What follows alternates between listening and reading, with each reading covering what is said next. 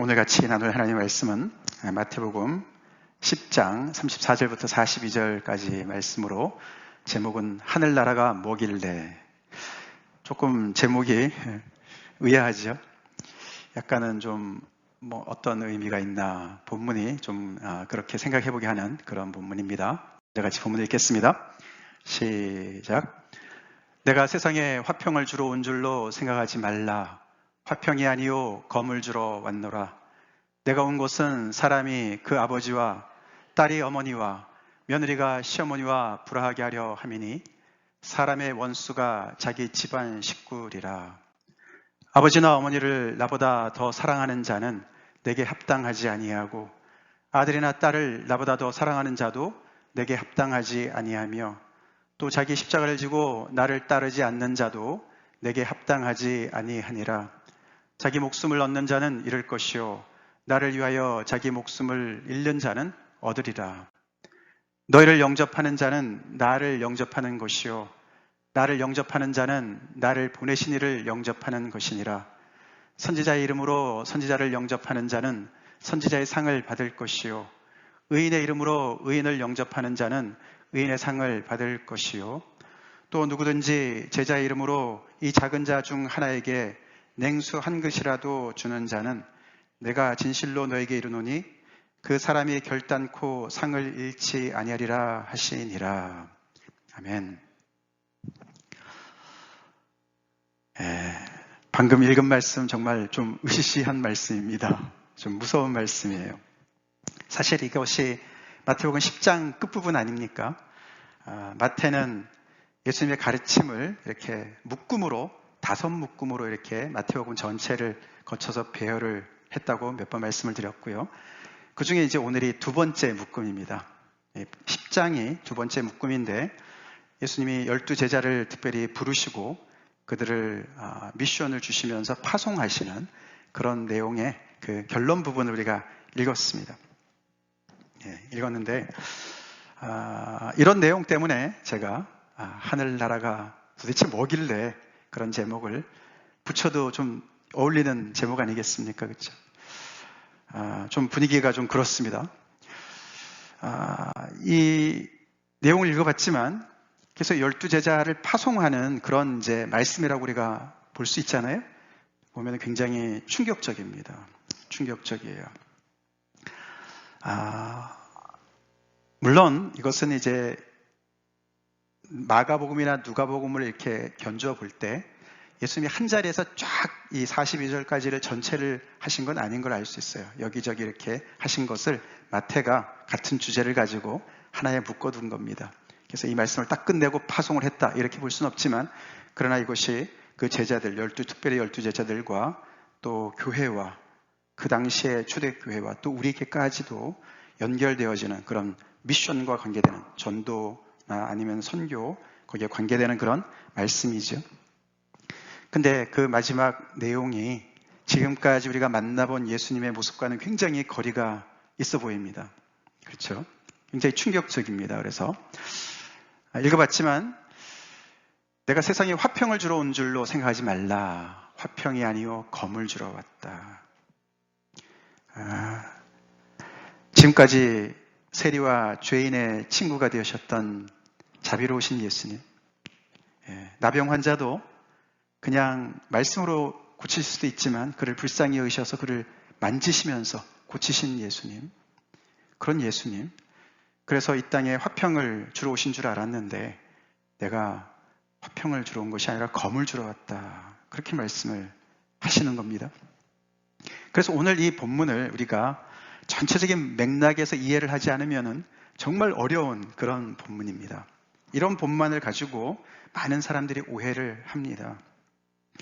조금 전에 말씀드렸던 그런 자비로우신 긍휼이 풍성하신 예수님의 모습 속에서 오늘 이 말씀과 어떻게 이것이 조화를 이루느냐 이런 것도 우리가 잘 이해를 해야 됩니다. 안 그러면 우리는 오해를 할 수가 있어요. 마치 예수님 당시에도 검을 늘 품고서 식칼을 품고서 독립군으로 일하던 사람들이 많이 있었다고 그래요. 그래서 자기들의 기준에 이 이스라엘 백성들의 기준에 매국하는 사람들을 저격하고 말이죠. 죽이고 그랬었다고 그래요. 열심 당원들이 있었습니다. 예수님은 좀 다른가 싶었는데 무슨 또 제자들한테 검을 주러 왔다고, 너희들도 검을 가지고 나가라고 말씀을 하시는 거 아닙니까? 그래서 지금까지 우리가 만나본 예수님의 모습과도 문제가 좀 있어 보이는 그런 말씀을 하시는 겁니다. 그뿐만 아닙니다. 우리가 이 10장 안에서조차도 좀 모순되는 걸 찾아볼 수가 있어요. 11절, 12절 같이 읽겠습니다. 시작. 어떤 성이나 마을에 들어가든지 그 중에 합당한 자를 찾아내어 너희가 떠나기까지 거기서 머물라. 또 집에 들어가면서 평안하기를 빌라. 지현 집사님, 제 소리를 약간만 소리를 좀 줄여주시겠습니까? 볼륨을. 감사합니다. 네. 여기 보면 분명히 예수님께서 제자들한테 너네가 이 갈릴리 지역에 많은 그런 성이나 마을에 들어가서 전도할 때 합당한 자를 찾아내라. 너네를 환영하고 너의 메시지를 환영하는 사람들을 찾아내서 그 집에 머물라. 그러면서 너네가 줄 말씀 당연히 복음이지만 또 그들에게 평안을 빌라고 말씀하셨어요. 그렇죠? 평안을 빌라고, 그들의 가정에 평안이 있기를 기도하라고 말씀을 하시지 않았습니까? 근데 뭐 또 검을 주라고 그러고, 또 오늘 본문을 보니까 결국은 그 복음이 그 가정에 불화를 일으킬 수도 있는 그런 엄청난 이야기를 하는 거 아닙니까? 그래서 또 좀 이게 도대체 무슨 말인가? 제자들 아마 좀 충격을 먹었을 것 같지 않습니까? 우리도 또한 마찬가지죠. 과연 예수님이 왜 이런 말씀을 하시나? 우리는 잘 고민해 봐야 됩니다. 앞에 34절, 10장 34절 말씀 처음 들어보시는 분 혹시 계세요? 아니, 예수님이 저런 말씀을 하셨단 말이야?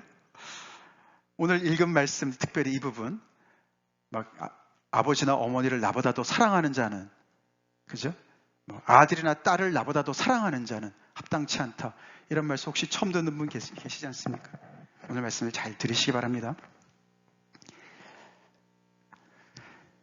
이렇게 예수님께서 하신 사역이나 말씀과도 어울리지 않고, 또 10장 안에서도 이 제자들을 파송하는 이 전도에 대한 말씀을 전하는 이 문맥상에서도 잘 안 맞는 것 같고, 더 나아가서는 우리 구약에 이 기록된 메시아가 오시게 되면은 정말 어떤 그런 평화의 시대가 올 것인가, 거기에 대한 말씀이 있거든요. 그게 이사야서 11장에 나오는 말씀인데 이런 표현을 합니다. 같이 읽어볼까요? 우리 시작. 그때 이리가 어린 양과 함께 살며 표범이 어린 염소와 함께 누우며 송아지와 어린 사자가 살찐 짐승이 함께 어린 아이들에게 끌리며 암소와 곰이 함께 먹으며 그것들의 새끼가 함께 엎드리며 사자가 소처럼 풀을 먹을 것이며. 서로가 아웅다웅하고 막 먹이사슬 속에서 포획자와 당하는 자, 이런 그 구조가 메시아가 오게 되면 화평의 시대가 열려서, 평화의 시대가 열려서 그거 자체가 완전히 새로운 질서로, 이렇게 화목의 질서로, 화평의 질서로 바뀔 것이다. 뭐 이런 얘기를 시적으로 표현하는 거 아닙니까? 그 말씀 앞에 이런 얘기가 나오죠. 이사야서 11장 1절. 이새의 줄기에서 한 싹이 나며 그 뿌리에서 한 가지가 나서 결실할 것이요. 이새, 다윗의 아버지 이새, 다윗의 후손에서 한 인물이 나올 것이다. 메시아를 얘기하는 거지 않습니까? 그 위에 여호와의 영, 곧 지혜와 총명의 영이요, 모략과 재능의 영이요, 지식과 여호와를 경외하는 영이 강림하시리니. 예수님과 굉장히 연결이 되지요, 그렇죠? 침례를 받고 올라오실 때 성령을 받으시지 않았습니까? 하늘이 열리면서 그가 여호와를 경외함으로 즐거움을 삼을 것이며. 광야 시험에서도 계속 예수님은 하나님만을 붙잡으시고 하나님 말씀을 앞세우시고 하나님만을 경배한다는 고백으로 그 모든 유혹을 다 물리치셨어요. 그의 눈에 보이는 대로 심판하지 아니하며 그의 귀에 들리는 대로 판단하지 아니하며 공의로 가난한 자를 심판하며 정직으로 세상에 겸손한 자를 판단할 것이며 그의 입에 막대기로 세상을 치며 그의 입술에 기운으로 악인을 죽일 것이며 공의로 그의 허리띠를 삼으며 성실로 그의 몸에 띠를 삼으리라. 이런 결과로 이런 세상이 열릴 것이다. 즉 메시아가 와서 메시아가 그 모든 하나님의 사역을 감당하게 되면 이런 화평의 시대가 열릴 것이다 라고 예언을 하고 있습니다. 그런 전체적인 맥락 속에서 예수님께서 지금 사역을 하고 있고 계시고, 그리고 많은 부분이 굉장히 맞아떨어지는데 예수님은 어쩌자고 무슨 의미로 이렇게 내가 화평을 주러 온 것이 아니라 검을 주러 왔다고 말씀을 하시냐 이겁니다. 그래서 어떻게 보면은 오손도손 잘 살아가던 가정에 불화를 일으킨다고 말씀하시지 않았습니까? 내가 온 곳은 사람이 그 아버지와, 사람은 아들이 그 아버지와, 딸이 그 어머니와, 며느리가 시어머니와 불화하게 하려고 왔다. 가족 간의 불화를 일으키러 왔다. 그게 검이라는 거예요. 검이라는 것은 이렇게 자르는 거지 않습니까? 베는 거 아닙니까? 그래서 그런 복음의 그 메시지를 통해서 검의 역사가 일어나기 때문에 서로 간에 끈끈한 그 가족 관계가 있었던 그 관계가 이렇게 끊어지면서 서로가 막 이렇게 불화하는 그런 일들을 이루려고 왔다라고 말씀을 하십니다. 무슨 가족 파괴범이십니까? 거기서 그치지 않죠? 또 말씀하십니다. 가족들 얘기도 하실 뿐만 아니라 또 자기 십자가를 지고 나를 따르지 않는 자도 내게 합당하지 않다. 자기 목숨을 얻는 자는 잃을 것이요.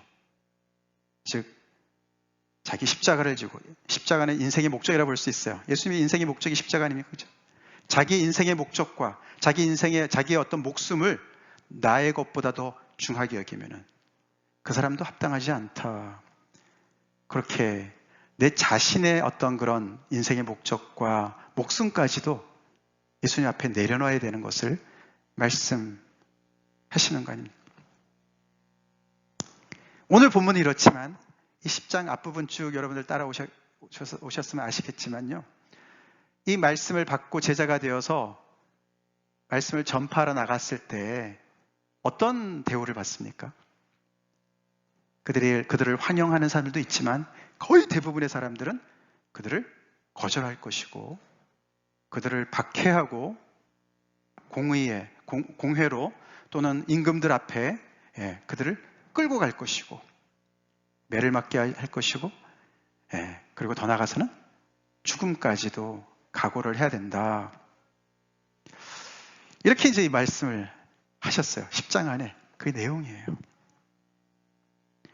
그래서 오늘 제목을 이렇게 질 수밖에 없어요. 하늘나라가 도대체 뭐길래? 그렇지 않습니까? 예수님이 말씀하시고자 하시는 이 메시지가 도대체 뭐길래? 천국 복음을 전파하시고 하나님 나라를 이 땅에 임하게 하시기 위해서, 뜻이 하늘에서 이루어진 것 같이 땅에 이루게 하시기 위해서 오신 분인데 도대체 오셔서 이런 일들을 행하시고 그걸 따르는 사람들은 또 이런 대우를 받게 하는 도대체 그 하늘나라는 뭐냐? 그런 생각이 듭니다. 오히려 이 기독교라는 종교가 해를 끼치는 거 아니냐라고 생각하지 않습니까? 생각이 들지 않습니까? 그렇죠? 사회에도 여러 가지로 이 공권력에 있는 사람들이 볼 때 얘들은 정말 안 되겠다 이래가지고 그냥 끌고 가서 박해를 하고 죽이는 어떤 그런 것으로 볼 수가 있지 않습니까?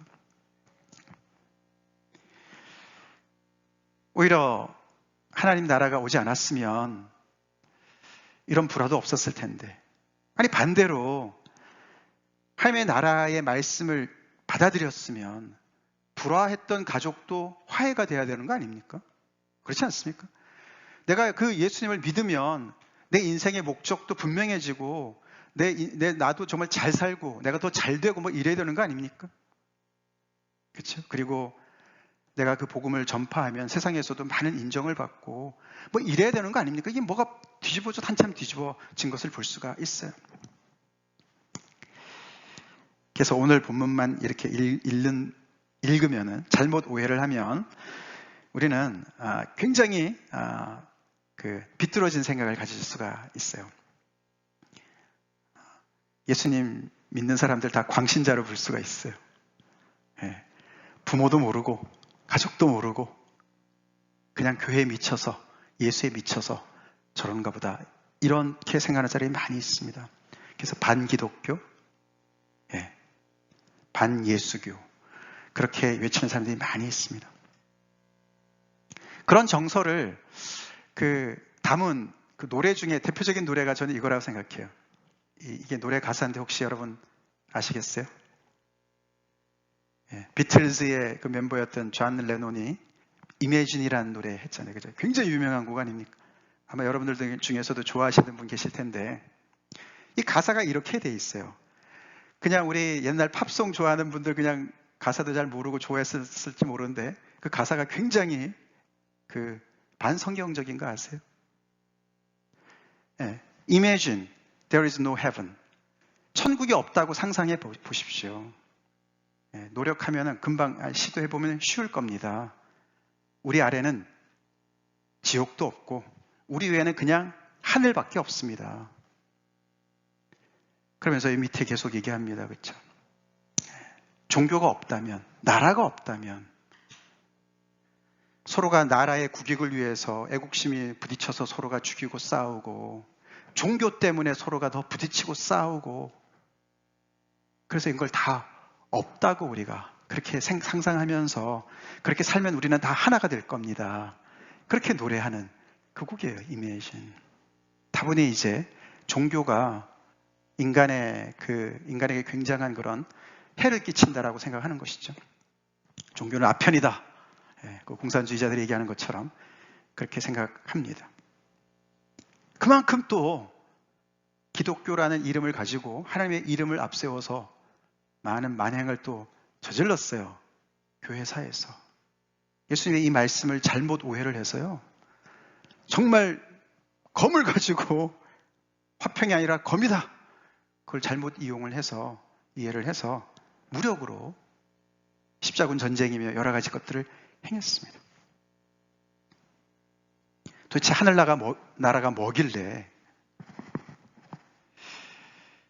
예수님이 이런 말씀을 또 하셨고 그를 따르는 사람들은 또 이렇게 많은 또 오해를 가지고 그렇게 살아가나.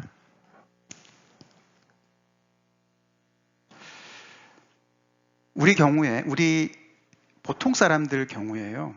이 존 레논의 이 이매진이라는 가사처럼 생각하는 사람이 굉장히 많이 있다고 생각합니다. 저는. 그러니까 예수 잘 믿는 사람이 이렇게 뭐랄까요? 부럽다든가 존경스럽다든가 어떤 그런 친구가 자랑스럽다든가 이렇게 생각하기가 참 쉽지 않은 것 같아요. 그게 이제 그 크리스찬이 잘 못 살아서도 그렇겠지만 크리스찬이 잘 살아도 성경에서 이런 이야기들이 있기 때문에 세상적인 관점에서 볼 때는 정말 멀쩡했던 가족까지도 막 깨뜨려 버리고 그렇죠? 인생을 오히려 망가뜨려 버리는 것 같은 그런 것을 왕왕 보기 때문에 그렇지 않습니까?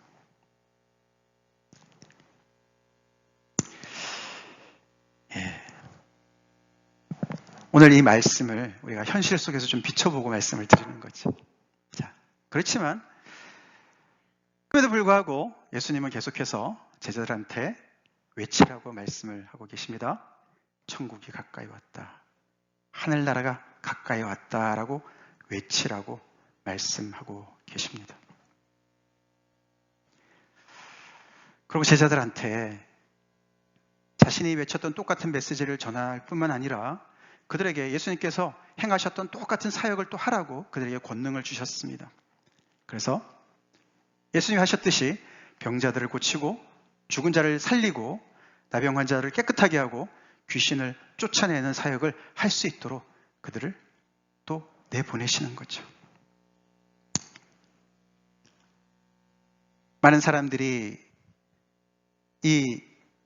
정말 가지고 있던 평화가 깨져서 가정이 깨지는 것 같고 여러 가지 정말 소지를 가지고 있을지라도 천국이 가까이 있다고 얘기를 하고 더 나아가서는 이런 사역을 감당하라고 병든 자가 고침을 받았다면 그죠?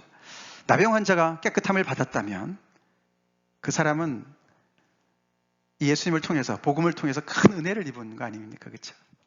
그런 사람들은 이 예수님 이런 말씀을 또 어떻게 이해를 했을까? 그렇죠? 그러니까 조금 전에 이 말씀을 우리가 객관적으로 우리의 생각으로 생각하는 거랑 이렇게 은혜를 입은 사람들이 생각하는 거랑 굉장히 좀 다를 것 같지 않습니까? 그렇죠? 자, 그러니까 제자들은 계속해서 이 하나님의 나라가 능력으로 임한 것의 어떤 그 증거로서 그들은 자신은 그런 능력은 없지만 예수님께서 주신 능력으로 정말 나가서 병든 자를 위해서 기도하면 그 병이 낫고 귀신이 쫓겨나가는 것을 경험하는 것이죠. 그렇죠? 경험합니다. 그렇지만 천국에 가까이 왔다고 말씀을 했을 때 또 그런 소위 말해서 우리 쪽에서 볼 때 부정적인 역사들도 같이 일어나는 거 아닙니까? 가정에 여러 가지 불화가 일어나는 것을 같이 봅니다. 그렇죠? 같이 갑니다. 자, 그러나 제자들한테 계속 그 일을 행하라고, 주눅들지 말고 두려워하지 말고 그 일을 계속 행하라고. 더 나아가서는 예수님이 40절에 이런 말씀을 하셨지 않습니까? 오늘 읽어봤지만 너희를 영접하는 자들은, 많은 사람들이 거부하겠지만 너희를 영접하는 자는 나를 영접하는 것이고, 또 나를 영접하는 자들은 나를 보내신 하나님 아버지를 영접하는 자다. 너네는 그냥 나의 제자로서, 어떻게 보면 그리스도의 대사로서, 공사로서 심부름하는 사람들이지만 너희는 나와 같이, 또 하나님과 같이 그렇게 너희들을 대화하는 사람들한테 그렇게 대화할 것이다. 그렇게 하는 거랑 마찬가지다. 그러면서 또 보상까지도 얘기하세요. 그렇죠? 제자들한테 제자의 이름으로 냉수 한 그릇이라도 주는 자들에게는 상을 결코 잃지 않을 것이다. 그렇게 얘기를 합니다. 자, 이런 맥락 속에서 이제 우리가 내가 화평을 주러 온 것이 아니라 검을 주러 왔다는 말씀을 우리가 생각해 봐야 돼요. 여러분, 여기 계시는 분들 중에 신앙 때문에 가족 안에 불화로 힘들어 보신 분 계세요? 박해받은 분 계세요? 저 어렸을 때 아버님한테 많이 시달림을 받았어요. 그러니까 이제 아버님 쪽에서 보시면, 아니 왜 잘 있다가 왜 교회를 가가지고 얘가 이렇게 이상한 길로 가는 것처럼 걱정이 되시고 말이죠. 막 집안에 종교가 둘이 있어서 뭐 이상해지는 것 같고, 막 집안이 망할 것 같고, 이런 염려가 많이 있는 거 아닙니까? 제발로 교회 그만 가라, 막 이제 타이르시다가 막 윽박지르시다가 막 이제 그런 거 아닙니까? 그렇죠? 근데 우리가 그 부분은 그렇지만, 예를 들어서 우리가 여기 앞에 부분, 병든 자가 주님 앞에 나와서 저 병 고침을 받기를 원합니다.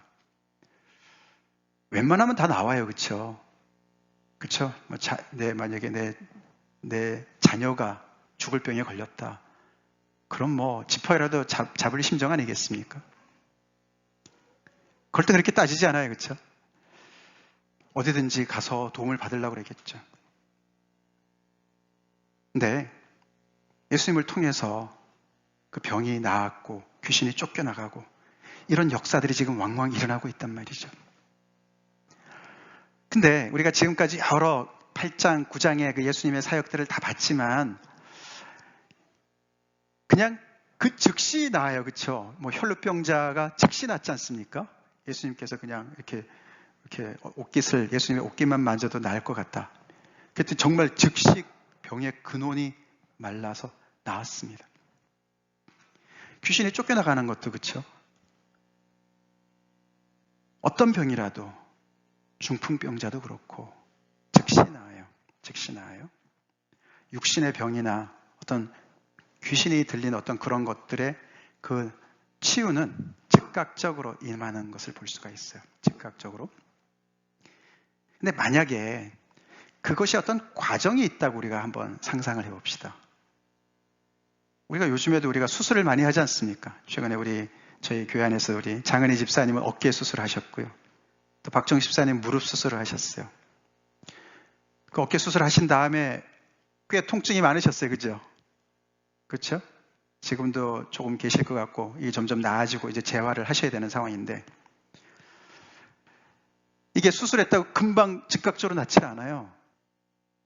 박정수 집사님은 지금 3주가 지났는데도 무릎 수술 하신 데 때문에 통증이 굉장히 심하셔서 아직도 그 마약성 있는 그런 진통제를 드셔야만 해요. 많이 힘들어하세요. 그렇지만 그런 말씀 하시더라고요. 그래도 소망이 있어서 감사해. 이거는 나을 고통이기 때문에. 전에는 그냥 무작정 고통스러웠는데 지금은 이제 나아가는 고통이라서 참을만 합니다. 그런 말씀 하시더라고요. 자, 제가 왜 이 말씀을 드리는지 한번 가만히 생각해 보세요. 예수님은 육신의 병이나 귀신 들린 것들은 즉각 고쳐주셨지만 오늘 우리가 읽은 이 부분은요, 우리 모든 인간이 가지고 있는 관계성의 병이에요. 그렇게 우리가 말할 수가 있어요. 영적인 병이에요. 하나님과 단절되어져서 우리 나름대로 우리가 의지하고 서로가 사랑하고 그래서 참 이렇게 우리가 생활 살아가는 데 있어서 너무나 없어서는 안 되는 그런 가족들 아닙니까? 너무나 끈끈한 가족들이에요. 가족들이 얼마나 소중합니까? 근데 참 좋지만은 이게 뭐가 빠졌어요. 뭐가 빠졌죠? 하나님과의 관계가 빠진 거예요. 관계성의 병이 들어있는 거예요, 이것이. 그래서 예수님은 이 관계적인 이 문제를 해결하시기 위해서 이 땅에 오셨고, 하나님과의 관계를 먼저 이어야만, 하나님과의 관계가 먼저 와야만 다른 관계들이 건강해지기 때문에 화평의 메시지가 먼저가 아니고 검을 통해서, 복음의 검을 통해서 하나님 이외의 다른 관계로 다 똘똘 뭉쳐있는, 여기저기 설켜 있는 모든 관계들을 다 이렇게 검으로 잘라내는 관계인 줄로 믿습니다. 과정인 줄로 믿습니다. 그거예요. 여기는 과정이 들어가요. 과정이 들어가. 그래서 너무나도 우리가 원치 아니하는 이런 아들과 아버지가 불화하고 어머니와 딸이 불화를 하고 이 고부 간의 갈등도 있고, 그래서 우리가 오늘 이 말씀을, 이 두 가지를 잘 우리가 생각을 해야 됩니다. 이 말씀을 우리가 잘 이해를 해야 돼요. 두 가지 대조를 우리가 생각해 봐야 합니다. 첫 번째 대조는 이 수도피스라는 말이 있어요. 피스는 화평, 평화인데 수도는 거짓이라는 뜻이에요. 화평처럼 보이는데, 평화처럼 보이는데 평화인 것처럼 보이는, 실질적으로는 아닌 그런 피스가 있습니다. 그리고 진정한 참된 피스가 있어요. 예수님은 하나님의 나라를 통해서 우리에게 참된 평화를 주시기로 오셨습니다. 주시기 위해서 오셨습니다. 그래서 이게 멀쩡한 가정에 복음이 들어와서 우리가 평지풍파를 일으킨다, 그 말은 사실 틀린 말입니다. 멀쩡한 가족이 아니었어요. 수도피스지요. 그냥 멀쩡해 보이는 거지요.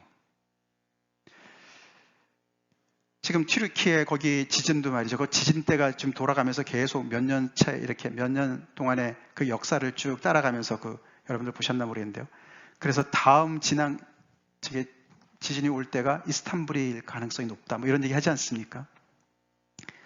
다들 떨고 있고, 그 모든 것들이 사실 그 지진대가 너무나 크게 이렇게 부딪히고 그 에너지 충격파가 여러 군데로 이렇게 흩어져서 정말 잠자던 그런 그 지진대를 깨웠다, 이런 말도 하지 않습니까?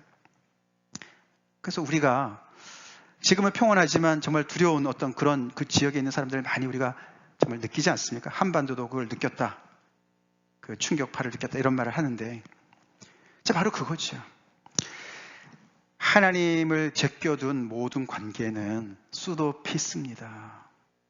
우리가 인정합시다. 인정합시다. 그래서 그것을 온전한 하나님을 먼저 중심으로 해서 모든 관계들이 다 형성되는 데까지 가는 데까지는 많은 고통이 따르는 거예요. 순식간에 되질 않아요. 순식간에 되면 얼마나 좋겠어요. 모든 가족의 멤버들이 다 한순간에 예수님을 같이 믿으면 얼마나 좋겠어요. 안 그런 경우가 많이 있습니다. 그게 바로 두 번째 얘기인데요. 이게 여기서 예수님께서 아버지나 어머니를 나보다 더 사랑하는 자는 내게 합당하지 아니하고 아들이나 딸을 나보다 더 사랑하는 자도 내게 합당하지 않다. 한마디로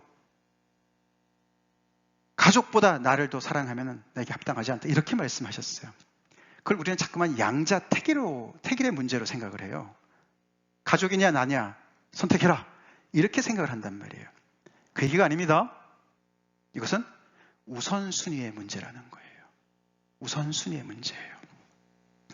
예수님이 10장에서도 너희는 이방인의 고을에 가지 마, 사마리아 고을로도 가지 마, 이스라엘 땅으로 가. 그것도 이스라엘이냐 이방인이냐 양자택일을 해라, 그 말이 아닙니다. 일에는 순서가 있다는 거예요. 첫 단추를 먼저 잘 잠그라는 거예요. 그래서 이스라엘 백성들한테 먼저 가서 복음을 전하고, 그들이 원래 하나님께서 택하신 백성들이고 정말 온 땅에 그런 정말 빛으로 하나님께서 부르신 백성들이니까 그 일을 감당하도록 그들에게 먼저 예수님이 살아 계시는 동안에는 거기에 집중하도록 하시고, 예수님이 부활하신 이후에는 모든 제자들한테 뭐라 했습니까? 너희는 온 천하를 다니면서 복음을 전파해라 말씀하셨습니다. 똑같아요. 여기도 우리가 예수님을 먼저 사랑해야, 첫 자리에 모셔둬야 내가 우리 부모님도 제대로 사랑할 수 있고 내 자녀들도 제대로 사랑할 수 있을 줄 믿습니다. 이거를 잘 이해를 해야 돼요.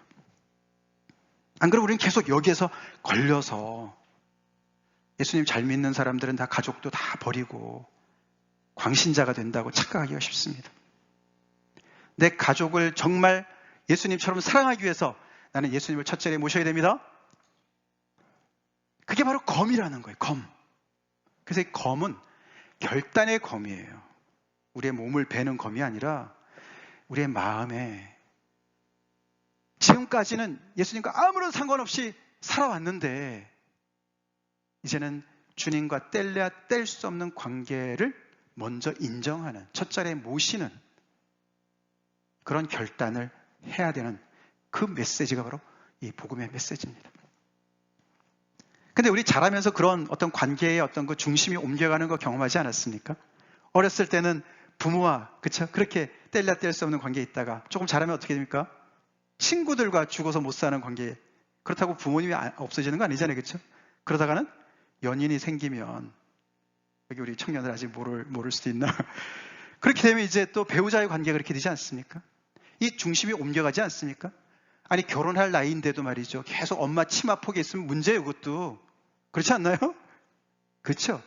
그러니까 이것이 관계에서 어떤 그 중심이 바뀌어간다는 것은 우리가 평소에 해본 것들이에요. 결혼을 했는데 부부 간의 관계가 제일 중요하지 않습니까? 그 사이에 아이들이나 자녀들이 낀다고 껴도 문제고 부모들이 껴도 문제 아닙니까? 그렇죠? 건강한 관계는 다 그렇습니다. 근데 그렇게 관계가 되는데 결국 나중에 어떻게 됩니까?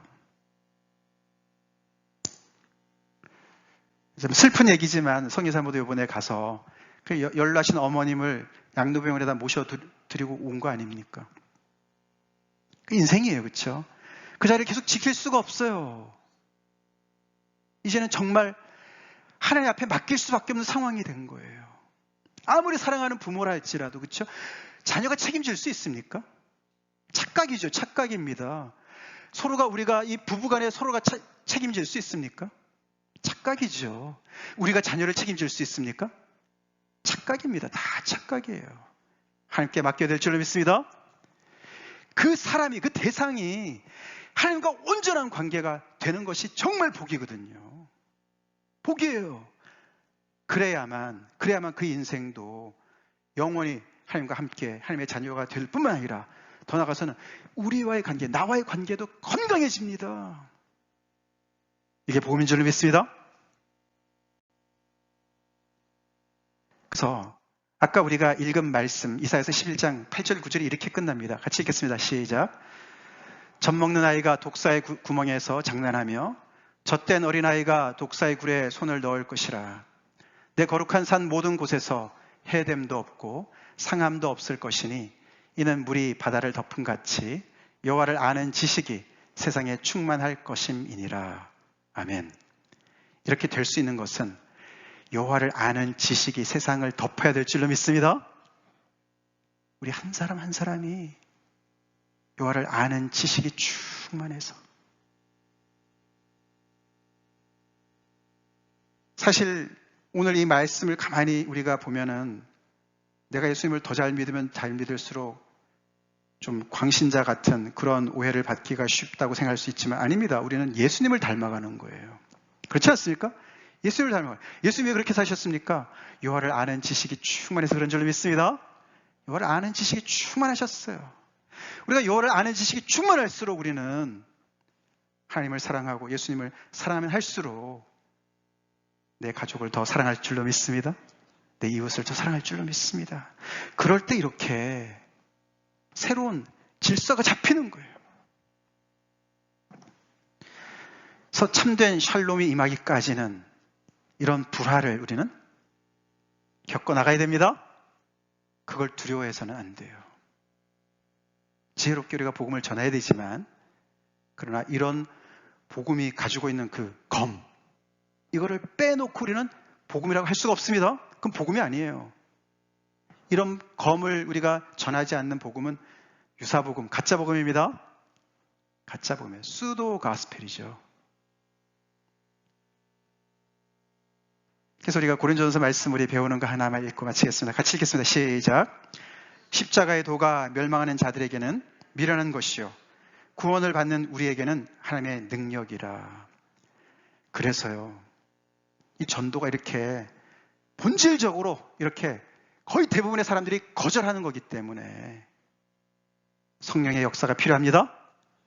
성령이 아니고서는 이 지혜를 깨달을 수가 없어요. 십자가의 도가 얼마나 어리석게 보입니까? 그렇죠? 어리석게 보여요. 지금 오늘 이 말씀도 어리석게 보이지 않습니까?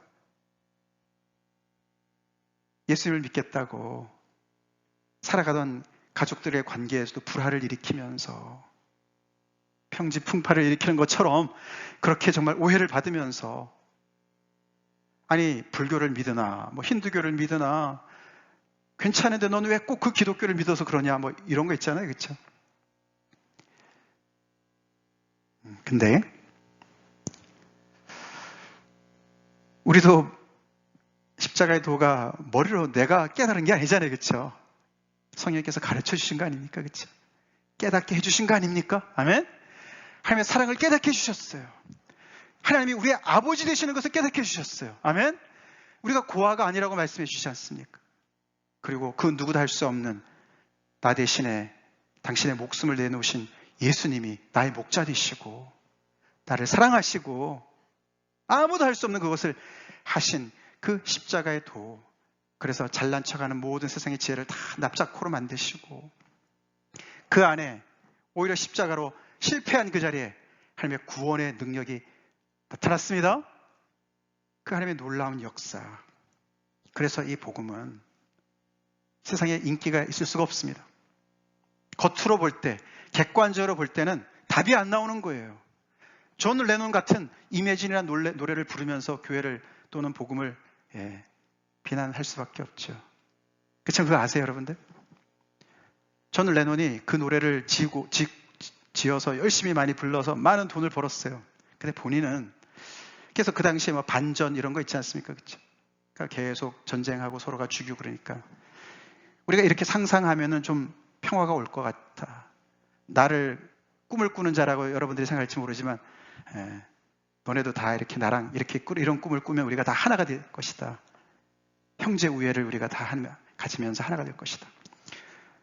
핑크빛 환상입니다. 핑크빛 환상이에요. 본인은 마약하면서요, 인생을 아주 그냥 좋은 집에 살면서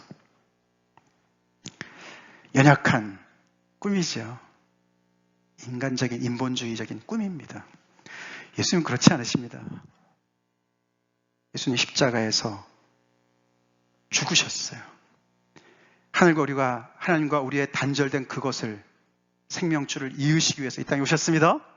하늘을 가르시고 당신의 모든 걸 다 들여서 우리의 구원을 베푸셨어요.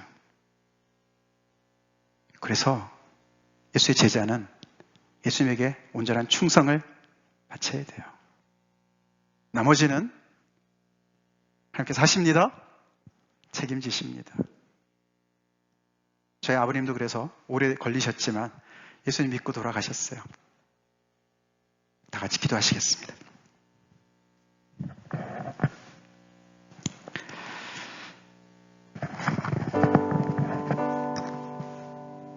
오늘의 이 말씀,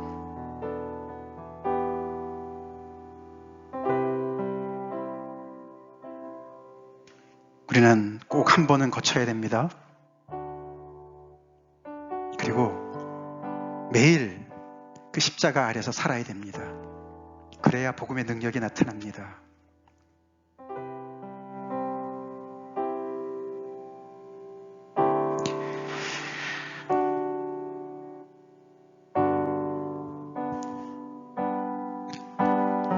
내가 어느새 제자로서의 맛을 많이 잃지 않았나 돌아봅시다. 예수님 앞에 두고 있는 게 뭐가 있나? 가족들인가? 내 자신인가?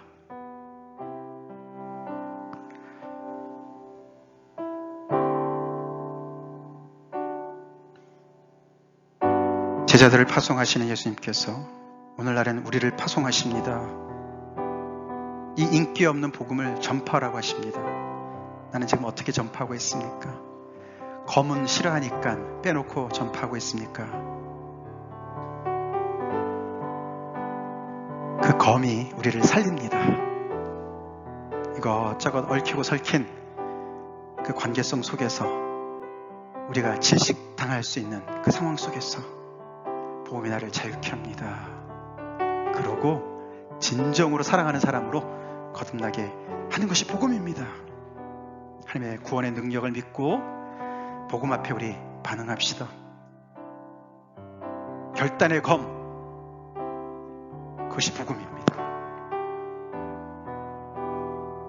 그것이 예수님을 따르는 길이고 예수님을 닮는 길입니다. 하나님을 앞세우고 하나님을 우선의 자리에 모시고 살아갈 때 우리 삶에 온전한 샬롬이 임할 줄로 믿습니다. 시간이 걸릴지 모르지만 임하고 있습니다. 그 믿음을 가지고 굴하지 마시고 계속 믿음의 길을 걸어가십시다. 다 같이 기도하시겠습니다.